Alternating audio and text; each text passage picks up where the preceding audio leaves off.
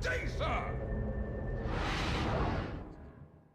Good evening, guys. We're back once again. The defense continues, and we've got a cracker for you tonight. Ninjas in pajamas going up against Team Liquid, and I think NiP they've got a score to settle. They haven't won a series against Liquid yet. They've played against them 2 or 3 times, but maybe this is the time. 2-game series, of course, tonight through the group stages, and it should be a good one. So we'll switch over to the draft, find out what we're dealing with as we start to see the picks coming up here, and I can welcome in my co-caster as well, Clairvoyance. What do you think about this matchup? I think it's a very tough matchup for NiP, as you mentioned. Over the course of the last week or so, even during the majors, I believe Team Liquid was the one that knocked out the NiP team. Regardless, I think NiP are hard pressed to fight against Liquid right now, who's looking really, really strong. And you talked about NiP. I want to speak about how Liquid they fell in the majors. Yep. Came a little short. It's somewhat of a gruesome format, I guess, considering that it's such a major tournament and you only have 1 or 2 chances. But they're definitely one of the strongest teams in my head right now, despite the lack of LAN showings recently. Oh yeah, definitely. I was actually taking a quick look at their previous performances and looking exactly at that. They got knocked down to the lower bracket by Monkey Business, who obviously is another one of the teams I think that's in everybody's minds as one of the strongest in Europe right now. Anyway, definitely top 5. But for sure.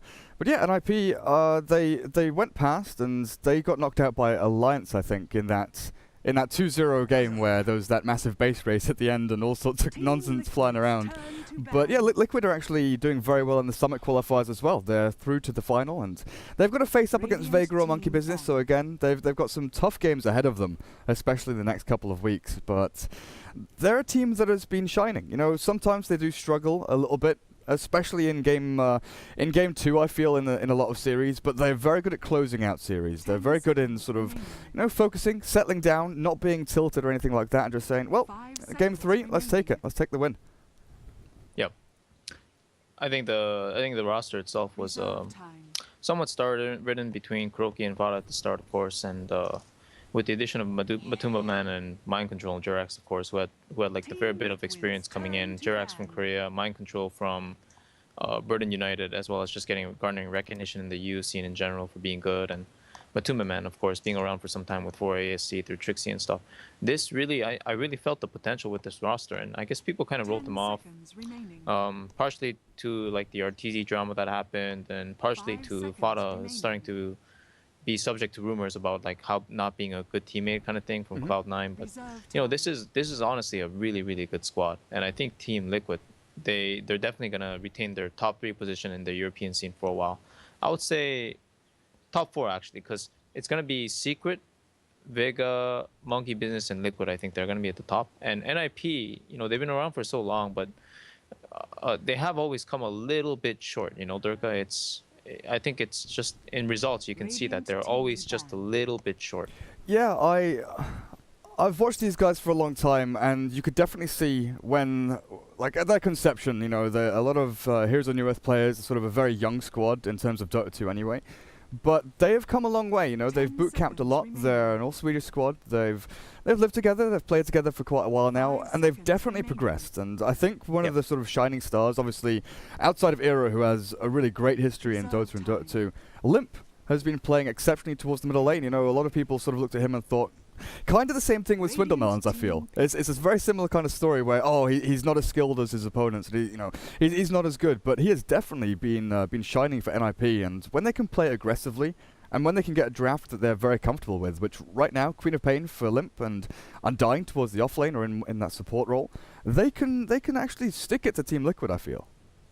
Yeah. They, depending on the lineup, they can certainly apply a lot of aggression, a lot of pressure in general. And I think one of the things to always watch out for when you play against NiP is that aggressive dueling that they run, especially with the Legion Commander and heroes like Keeper of the Light, which Team Liquid have recognized and banned out this game. Yeah. You know what I mean, right? They dirty up those lanes very hard, and I think Jonas Fan is very experienced in that aspect, and I think that's definitely the strength that they want to play towards. But Liquid pulling out their classic Fada Razor, the lane shutdown hero, and the guarantee in that sense for the early game.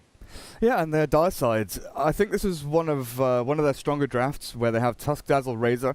Sometimes they do like to run like an aggro duel or aggro trial in themselves, but there's always one thing I like to watch out for, and it's their ward spots, because there's one ward in particular that's it's like 1,000 range northeast of the tier 2 at bot lane from the Radiant side, and they place that in the jungle and they watch for TPs coming in rotations, just so they can sort of creep skip, dive behind the tier 1, look for kills, but they take control of the enemy jungle so early on. They look for stacks, they contest very early, and even though they don't have heroes that can necessarily take them down quickly, Razor is a relatively good sort of rotating hero. If he gets a haste rune or a DD, an invis, whatever, he can actually catch people out, and if you don't have the reactions from your own teammates, you know, like Witch Doctor, he can come in, he can cask and things like that, but with snowballs, with quick initiation tools from Team Liquid, you can catch them out. So I think so far NiP, they've got the makings of a really annoying lineup so far with Cask, with Decay and Tombstone.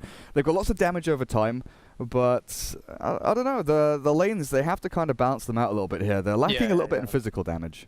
That's right. If they don't do well in their lanes with this lineup, the high ground is looking almost impossible so far. And of course, it's a little too early to say, because they still have yet to pick their one position hero, arguably the most important when it comes to high grounding and killing heroes in fights. But in terms of early game aggression, they definitely have it, and they most likely want to continue securing that with the addition of a healthy 4 position hero, possibly, unless the Undying is going to go 3. Pardon me, unless the Undying is going to play the 4, and then Unison Fan is going to pick up another hero. Wondering if they're actually going to run the Legion Commander again. It's just something that's on my mind every time NiP plays. They really do love their Legion Commander, despite the Coddle being banned out. And I think the answer here is no. I think it's difficult with Snowball and Grave. Playing a Legion, you know, you're never going to get a duel off that really completes unless you kill off those heroes to begin with. But Spectre, 4th pick.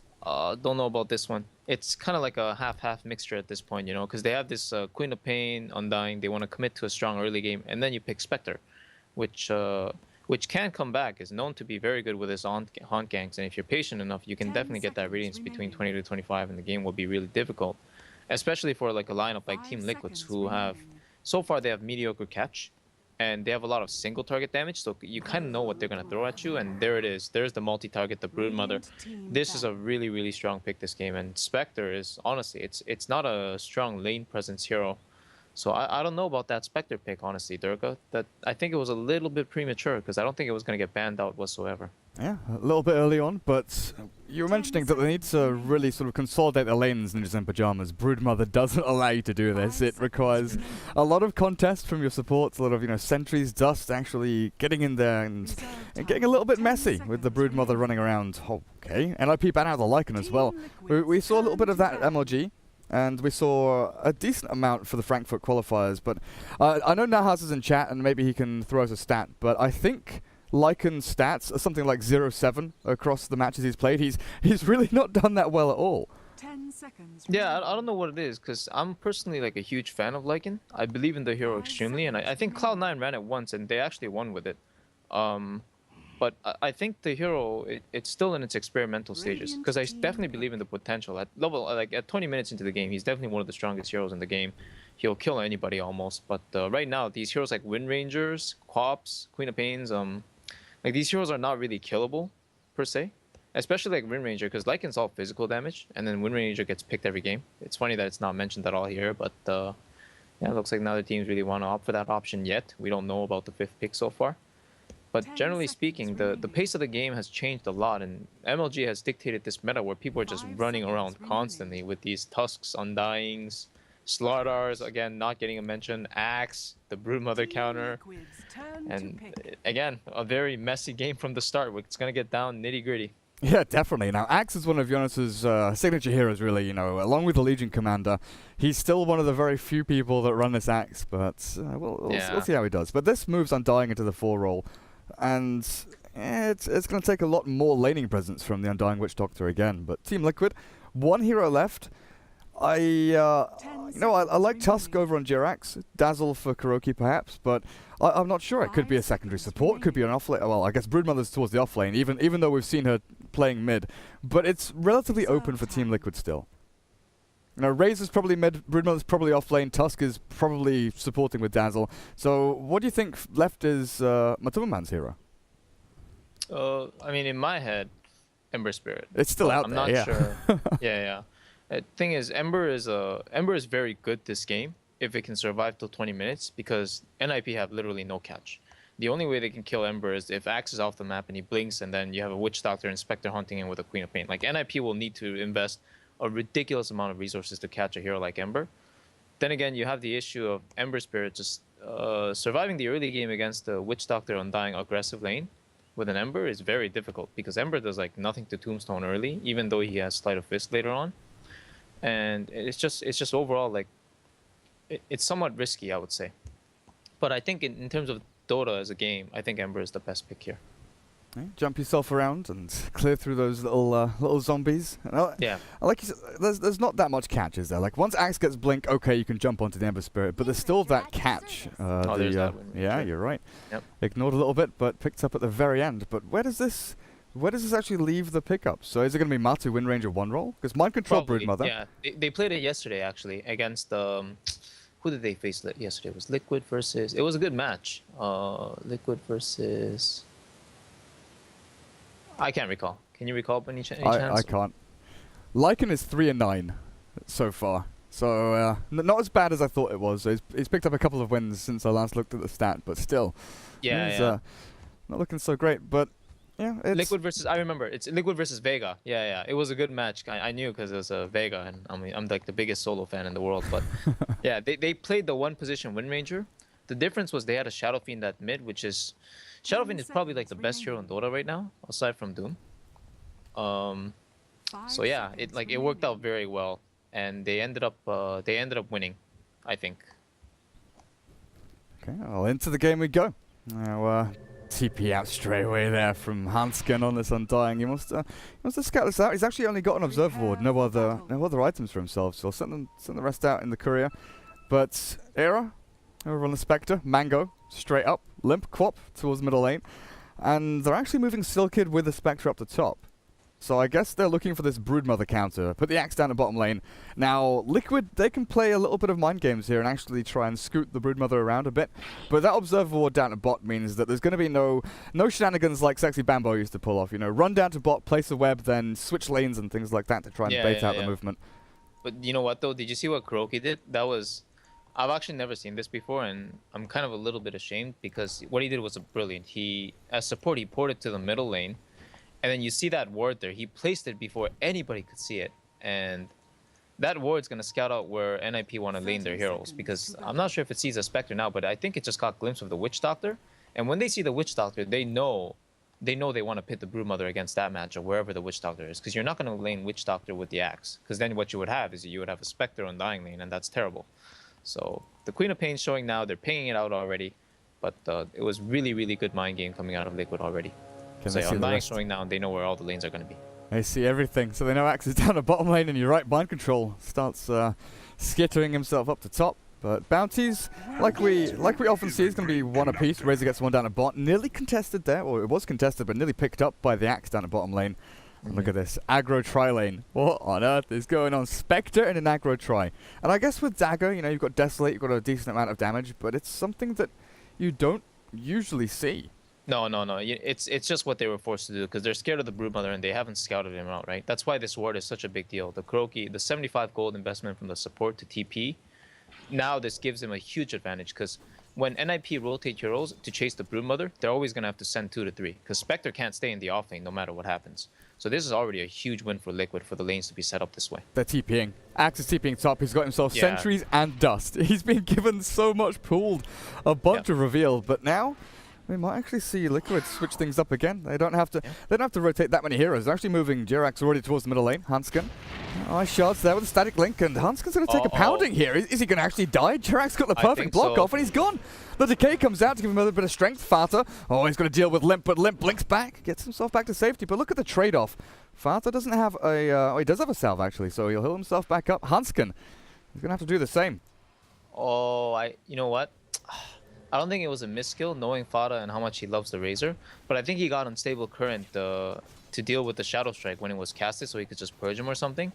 If he had Plasma Field, that was guaranteed double kill. Yeah. So I don't know. Well, he tried to deal with it the best he could, but this lane's just going to keep changing and changing. Arrow down to bottom lane. Mind Control has now moved down here as well, but this little battle off to the side, Kuroki against Sealkid. Sealkid's going to come out the worst there. Kuroki, decent amount of damage onto that little old Witch Doctor. But Hanskin the Undying, we were mentioning in the draft, this is a hero that likes to snowball, needs to get things done early on, and wants to, set up for kills. It's not the regular setup hero. You want to, obviously take their strength and make it easier for people to kill off. But he doesn't give you that opening. He doesn't have a stun or a slow or anything like that. It's actually Matu taking a chunk of damage here from Jonas, but he salves up in from the back. Look at this though, Jirax, he's getting ready for this. Jonas, you gotta be careful. Yeah, I think he's dead. Between Windrun and right clicks and actually, you know what? They're not gonna go for it. They're respecting the 5 armor, 500 HP axe. I think if they just dropped a nice shard, they could have definitely harassed him down. But they're respecting him and the missing heroes off the map. So in the meantime, bottom lane, Mind Control's getting gone on. They've got sentries, they've got reveal down here. No dust though. Mind Control out of his webs, and Kuroki's still being chased. The Spiralings are there to slow down Hanskin, get a little bit of chip damage in. But where's the sentry? Oh, the sentry's out of range. Oh no, sorry, that's a Radiant Observer Ward anyway. But do we have any sentries actually here for the Dire? There's nothing, so they can't deward this. And Mind Control. Do you consider just oh, Jonas up at top actually? The snowball's going to be there, and he gets the first blood with a tusk. Looks like Jonas sweating a little bit too hard. Yeah, I think it's just going to be a really hard lane for Axe. Axe versus a ranged hero in the long lane, especially a hero like Windrunner, which kind of can't die because of the Windrun ability. It's just not a fair matchup. And then add in Tusk, which is like a terrain blocking hero with a ridiculous amount of burst damage from level 2 and level 3.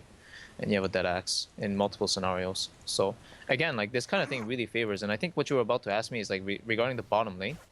What was the question you had in mind?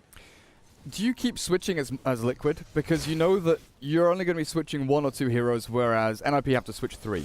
That's the thing. See, this is why the draft is such a win for Liquid when they started the lanes they did. NiP, they have to follow the Broodmother with the axe, and it also forces Spectre to go elsewhere. Spectre is not a hero that can jungle. He needs a ridiculous amount of resources pulled into him for a good lane to start.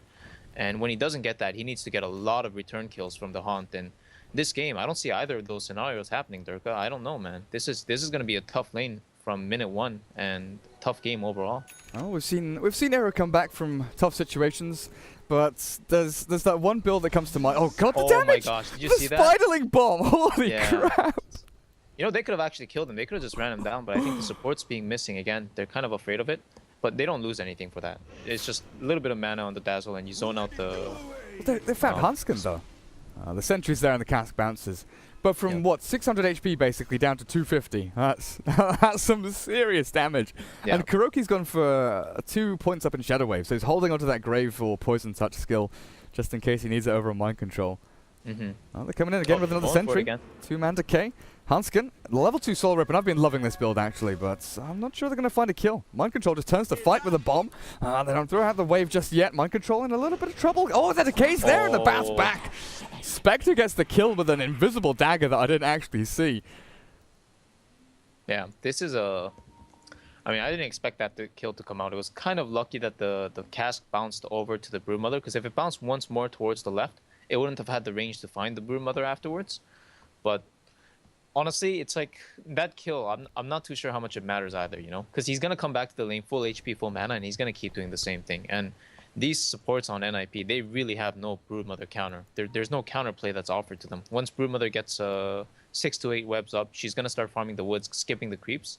And again, they completely lack the catch as long as this axe is getting shut down. And take a look at the offlane. This axe, 5 minutes, he doesn't even have his Tranquil Boots finished. He's got a dust and a sentry. So you know what his game plan was this game, and it's not happening. So Durka, I think Liquid is already in a really, really good position this game. Yeah, and Broodmother's a hero that, we've heard from a lot of people that play it, and I know a lot of the CIS guys have been coached by a certain sort of Broodmother savant, but... Yeah. that top Broodmother player, right? Yeah, they're all saying that it doesn't matter if you die a couple of times, as long as you get to like level 5, you get your phase boots or your orchid or whatever, you build up into your items. Once you start taking control of the enemy jungle, that's where things really kick in, because you can pressure tier 1, you can take enemy jungle, you limit the farm of your opponent team. But... Oh yeah. I'm looking at this Undying, and he's gone for this build that I absolutely love recently. Skipping over the Tombstone and going into the 2 points of Soul Rip. With all the Spiderlings around, he can actually do a ton of single target focused damage onto someone. that level 2 Soul Rip is a lot of damage output. You know, this is the tricky thing with Undying though. It's that this might be a really efficient build at 3 against Broodmother. You're absolutely correct on that. But if he doesn't get Tombstone from here on out, it's just going to be a major problem. Because the whole point of this pick right now with the Undying is that Tombstone is not as strong as it was in the early game, but it scales better. And there's going to be a point in the game where like 10 to 15 minutes into the game where the enemy team might want Rosh or something like that. And it's a very possible objective for Liquid side this game. They have Windrunner, they have Broodmother, they have natural Medallion Buyers in the Tusk as well as the Dazzle. You're going to want that Tombstone. And Undying is it's not a hero that gets a lot of levels, even after a good laning phase, because at one point he just doesn't really have a place that he belongs other than just sitting behind people and waiting for stuff to happen. So I really hope he does focus the Tombstone from here on out, and I don't see why he wouldn't. Yeah. I don't think you get any more points than 2 Soul Rip.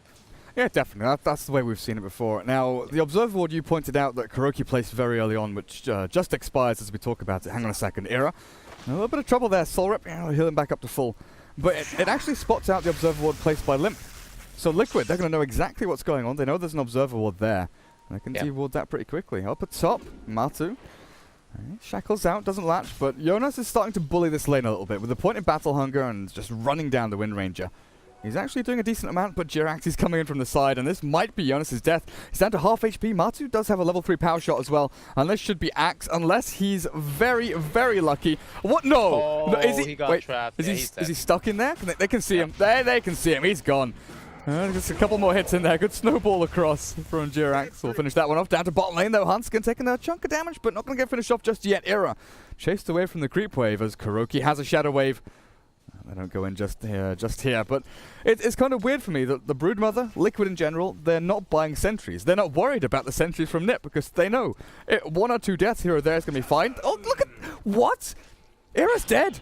The web's forward. Mind control. He's going to spawn Spiderlings, and that's it. Spectre's gone again. Laning phase, an absolute disaster for Era as Mind Control and KuroKy firm grasp on this lane.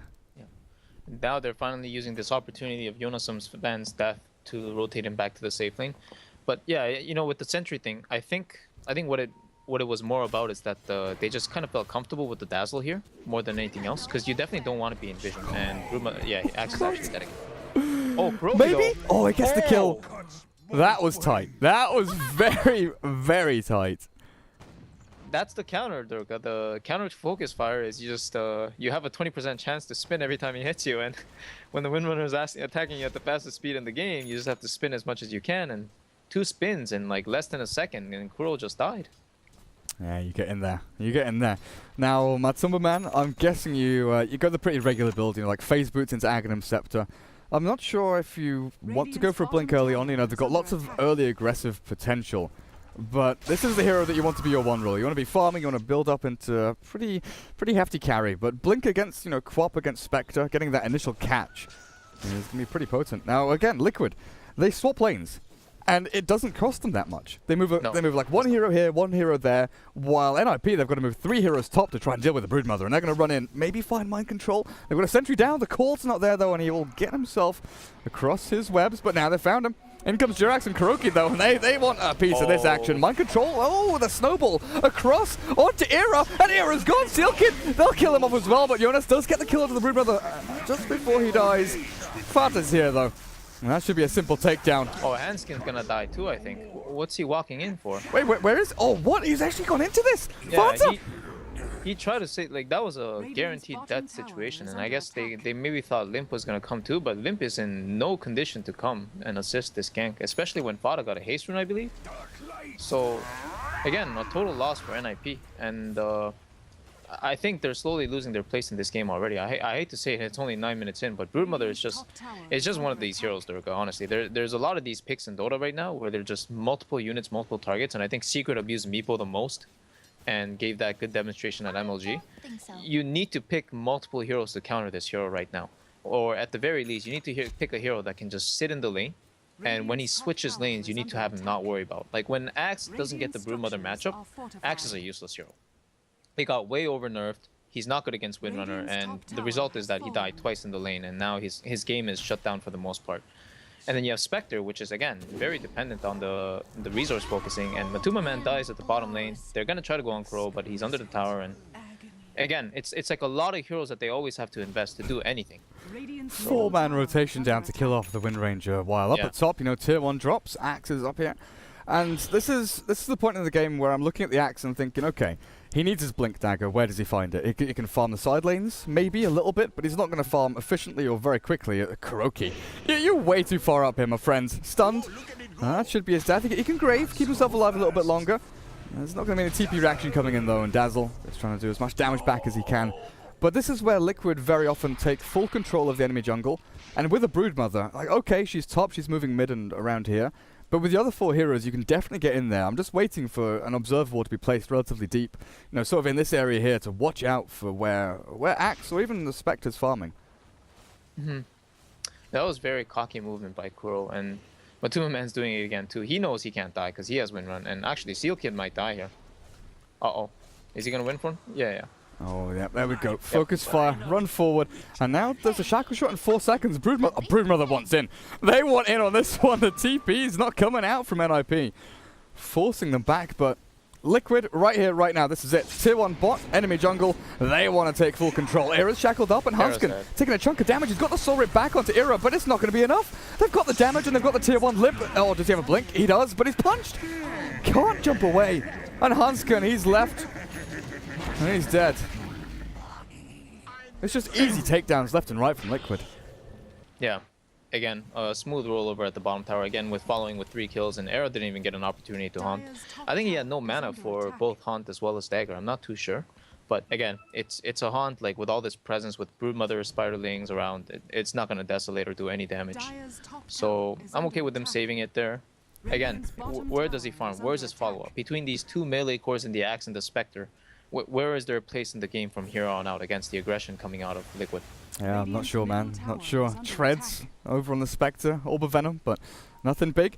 Now, Ninjas in Pajamas, they were picking out when the sort of cycle came through, when the movement went through the Radiant jungle, they were picking out that ward spot, you know, somewhere in this area from Liquid, and I think that's a good shout. That's what I was looking for. But Kuroki, thinking 1 step ahead, or I don't know, 1 step behind, something like that, actually wards further to the north. So it's not going to get counted out, maybe wastes a couple of sentries out from NiP, but they still get a very similar amount of intel.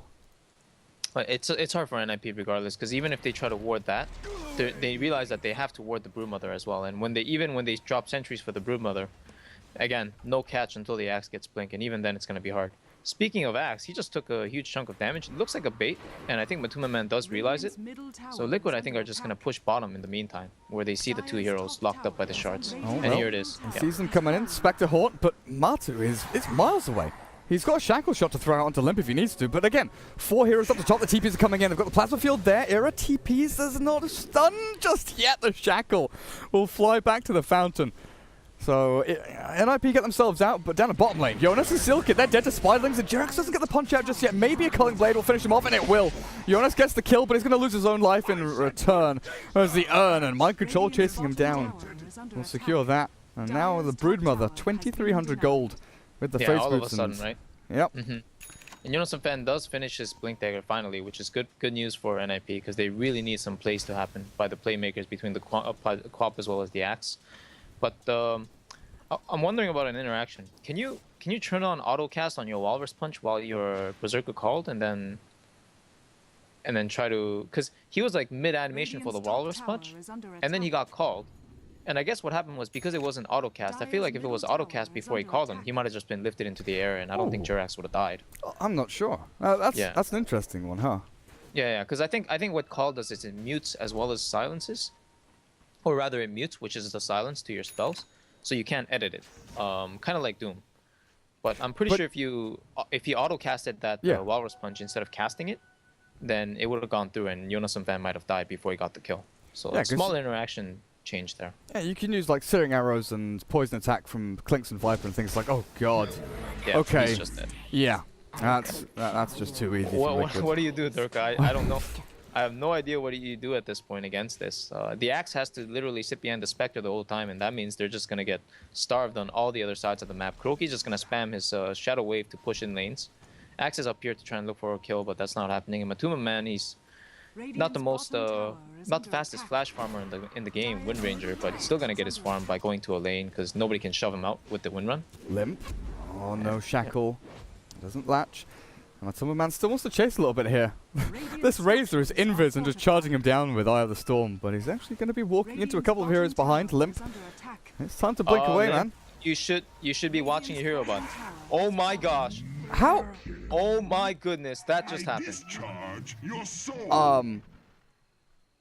So he was not looking at his hero, right?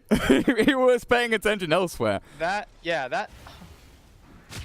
should not happen. Well, Jirax, he finds Jonas, and this Axe is in a little bit of trouble. Berserker's Call is ready, but you can't get it off. Hanskin shackled as well to cancel the TP, and Team Liquid, they're just running rampant here. 6 to 18, 15.5 minutes in. Full control of enemy jungle, bot lane tier 3 is being pushed, Era nowhere to farm, and NiP, the good laning stage, the good early team fights that they needed, just never came to fruition. You know, Fata's got his Yasha, he's got S and Y coming, right? Yeah, Sandra's on the courier.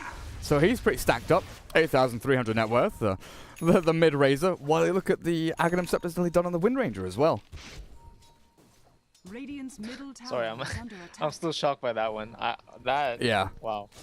That was insane. It's just, but, I mean, they even had Observer Ward here, watching him come across, so, like, yeah, nothing, I don't know. nothing was seen. Era's dead, again. Yeah, he's dead. There's too much nukage, and of course he has no farm because he's rushing the Radiance.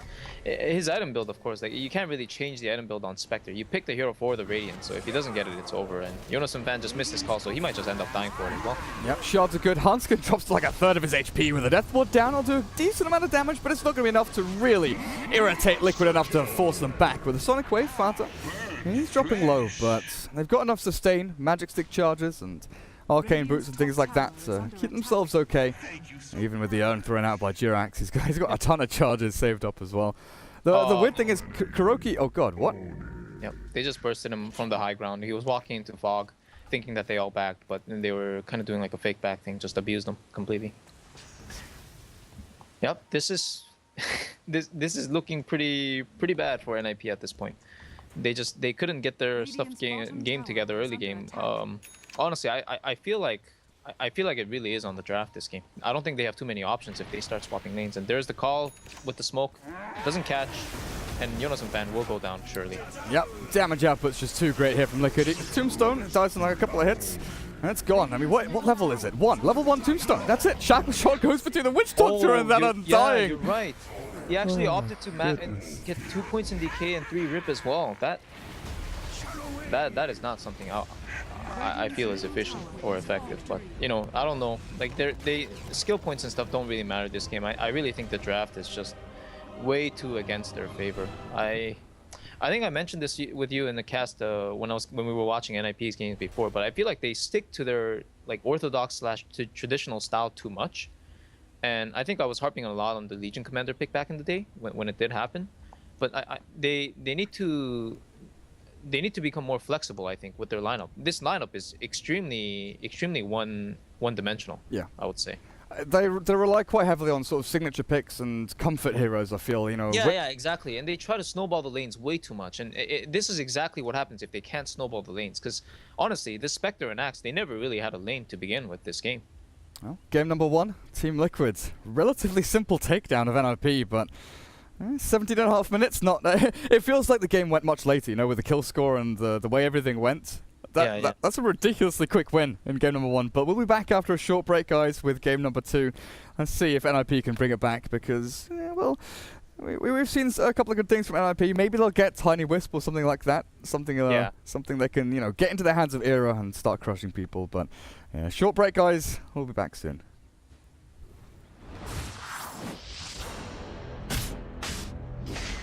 I said good day, sir!